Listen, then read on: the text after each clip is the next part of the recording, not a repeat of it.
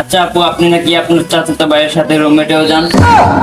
আমার বিজনেস ইদানিং ভালোই চলতে আছে। আর এই নিন, এটা আমাদের ভিজিটিং কার্ড। আর সার্ভিস কিন্তু রাত 12টার পর থেকে শুরু হয়। বন্ধুরা, আমি রিপোর্টার কাকা। আজকে চলে আসলাম বদল টিভিতে। আমার সাথে আছে বাংলাদেশের বিখ্যাত বারবাদারি মিসেস সোনাদা আক্তার। তো আসেন আমরা তার সাথে একটু কথা বলি। তো সোনাদা আপু, আপনার অডিও ভিডিও কলের বিজনেস কেমন চলতেছে? আমার বিজনেস ইদানিং ভালোই চলতে আছে। আর এই নিন, এটা আমাদের ভিজিটিং কার্ড। আর সার্ভিস কিন্তু রাত 12টার পর থেকে শুরু হয়।